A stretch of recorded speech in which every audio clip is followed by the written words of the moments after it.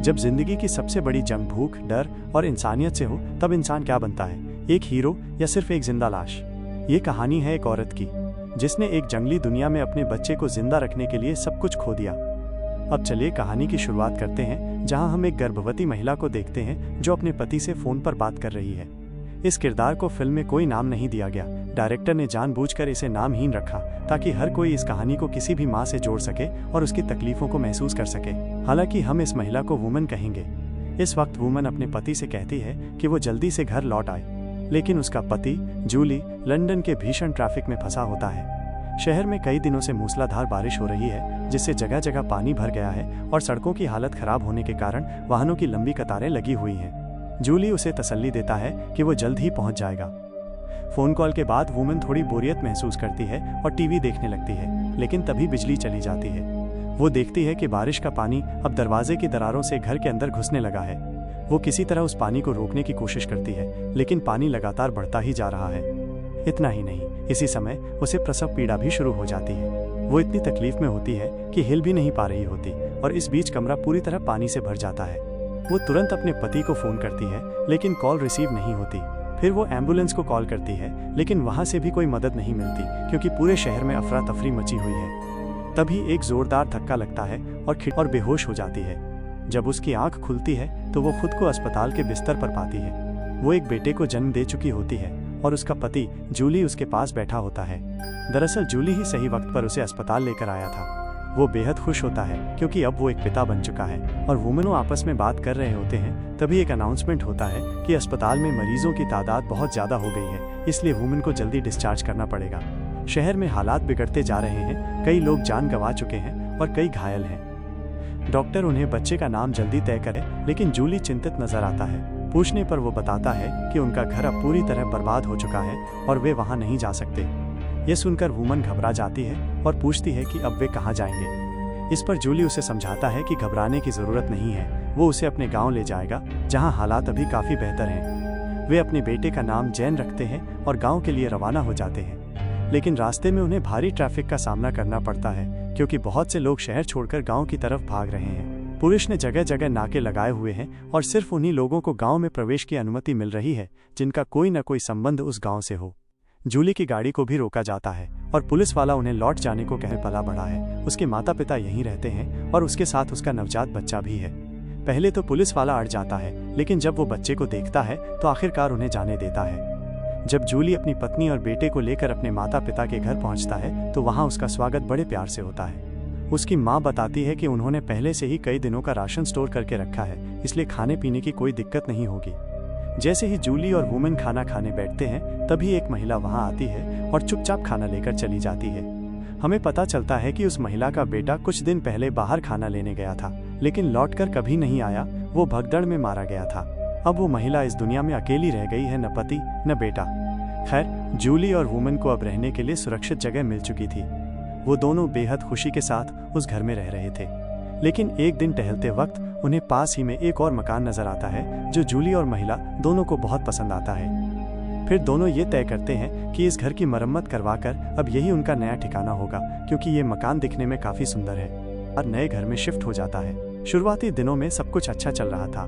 खाने का सामान था, पीने के लिए पानी भी था, लेकिन वक्त के साथ हालात बदलने लगते हैं। जो कुछ भी खाने पीने का स्टोर किया गया था अब धीरे धीरे खत्म होने लगा था और अब सिर्फ थोड़ा बहुत ही राशन बचा था। इसी बीच न्यूज से पता चलता है कि सरकार ने जगह जगह राहत कैंप बनाए हैं जहां जरूरतमंदों को खाना और शरण मिल रही है। लेकिन इसमें एक बड़ी दिक्कत है, सभी शेल्टर समुद्र किनारे बनाए गए हैं क्योंकि शहर के अंदर हर जगह पानी भरा है और समुद्र की तरफ जाना बेहद खतरनाक है। किसी भी समय बड़ी लहरें या सुनामी आ सकती है। अब उनके पास ज्यादा सोचने का वक्त नहीं है क्योंकि राशन लगभग खत्म हो चुका है। जूली के माता पिता इस घर में मेहमान की तरह रह रहे हैं, इसलिए उन्हें बाहर भेजना उचित। जब जूली घर वापस नहीं आता तो महिला परेशान हो जाती है। उसके मन में अजीब अजीब ख्याल आने लगते हैं। बच्चा भी भूख से रोता है और उसे चुप कराना भी नहीं आता। उसके पास खाने के लिए कुछ भी नहीं होता। शाम होते होते रात हो जाती है, लेकिन कोई घर नहीं लौटता। तभी दरवाजे पर कोई दस्तक देता है। महिला घबरा जाती है। बाहर से आवाज आती है कि घबराएं नहीं, हम सिर्फ खाना खाकर निकल जाएंगे। महिला पहले दरवाजा खोलने से झिझकती है, लेकिन फिर हिम्मत करके खोल देती है। बाहर एक आदमी और उसका छोटा बेटा होता है जो काफी भूखे लगते हैं। महिला अपने पास बचा थोड़ा बहुत खाना उन्हें दे देती है, इस उम्मीद में कि उसका पति जल्द लौटेगा। शहर के हालात अब बेकाबू हो चुके हैं, हर ओर पानी है, खाने का सामान सड़ चुका है। ज्यादातर लोग गांवों की तरफ पलायन कर गए हैं। वहां भी अब खाना कम पड़ने लगा है। वह अजनबी पिता पुत्र खाना खाकर चुपचाप निकल जाते हैं। अब महिला अपने परिवार का इंतजार कर रही होती है कि तभी उसे एक गाड़ी की आवाज सुनाई देती है। वह खुशी से दौड़कर बाहर जाती है, लेकिन उसका चेहरा अचानक मुरझा जाता है क्योंकि वो देखती है कि जूली का चेहरा खून से लथपथ है। महिला कई बार पूछती है, लेकिन जूली कुछ नहीं कहता। फिर वो खुद गाड़ी के अंदर झांकती है और देखती है कि उसके ससुर भी खून से सने हैं। गाड़ी में मां नहीं होती। सारा माजरा अब समझ में आता है। जूली रोते हुए बताता है कि जब वे खाना लेने पहुंचे तो वहां पर भारी भीड़ थी पाया और खुद की जान बचाने के लिए मां की लाश को वहीं छोड़कर भागना पड़ा। उसके पिता पूरी तरह टूट जाते हैं। वो अपनी पत्नी से बेहद प्यार करते थे और उनके बिना जीने की कल्पना भी नहीं की थी। कुछ समय बाद जब मौका मिलता है वे खुद को गोली मार लेते हैं। इस सदमे से जूली पूरी तरह टूट जाता है। 2 दिन के भीतर उसने अपने माता पिता को खो दिया। इस दुख की घड़ी में महिला उसे संभालने की कोशिश करती है। वो कहती है कि अब और यहाँ नहीं रुक सकते, उन्हें किसी शेल्टर में जाना होगा। लेकिन जूली की हालत इतनी खराब है कि वो खड़ा भी नहीं हो पाता। वो महिला से कहता है कि वो बच्चे के साथ शेल्टर जा सकती है, लेकिन वो अपने घर को नहीं छोड़ सकता। महिला उसका साथ नहीं छोड़ती।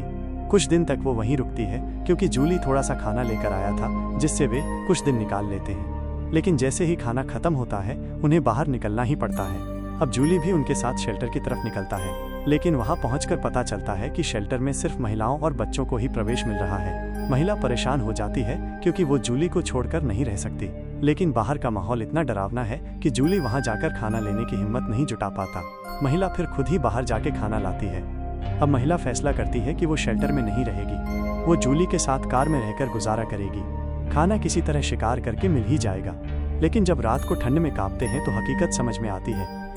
अगले दिन जूली खुद ही कहता है कि महिला और बच्चा शेल्टर में चले जाएं, वो बाहर ही उनका इंतजार करेगा। महिला इस पर मान जाती है और भारी मन से अपने पति से अलग होकर शेल्टर में रहने लगती है। शेल्टर में सब कुछ ठीक नहीं है। खाने के लिए झगड़े होते हैं, लेकिन फिर भी भोजन और बिस्तर मिल जाता है। महिला वहां मन लगाने की कोशिश करती है, लेकिन जूली की यादें उसे बेचैन करती हैं। फिर उसे नीना नाम की महिला मिलती है जिसका भी 5 महीने का बच्चा है और जिसकी कहानी भी कुछ वैसी ही है। उसका पति बच्चे के जन्म के बाद उसे छोड़कर चला गया और कभी लौटकर नहीं आया। वो भी अकेली ही अपने बच्चे की परवरिश कर रही है। नीना बच्चे संभालने में एक्सपर्ट है। जब कभी महिला का बच्चा रोता है, नीना उसे चुप करा देती है। दोनों की आपबीती मिलती जुलती है तो दोनों के बीच दोस्ती हो जाती है। नीना बताती है कि उसके एक अमीर दोस्त का खुद का आइलैंड है और अगर वो किसी तरह वहां पहुंच गई तो उसे इस नरक से छुटकारा मिल जाएगा। वो महिला से भी साथ चलने को कहती है, लेकिन महिला के लिए फैसला लेना आसान नहीं है। तभी एक दिन कुछ लोग शेल्टर पे हमला कर देते हैं, खाना लूट लेते हैं और कई लोगों को मार डालते हैं। महिला और नीना बच्चों को लेकर भागते हैं और एक आदमी से लिफ्ट लेते हैं, लेकिन वो रास्ते में ही उन्हें छोड़ देता है। महिला अब डिप्रेशन में है क्योंकि जब जूली शेल्टर पे लौटेगा तो उसे वहां कोई नहीं मिलेगा। नीना उसे समझाती है कि इतना आगे की मत सोचो, हमें अभी सिर्फ सुरक्षित जगह ढूंढनी है। रास्ते में उन्हें एक आदमी मिलता है जो उन्हें बिना कुछ पूछे खाना दे देता है। ये देखकर दोनों चौंकती हैं क्योंकि अब जमाना ऐसा नहीं रहा कि कोई बिना मतलब मदद करे। वो आदमी भी अपनी दुख भरी कहानी सुनाता है। उसने अपनी पूरी फैमिली पुल गिरने से खो दी।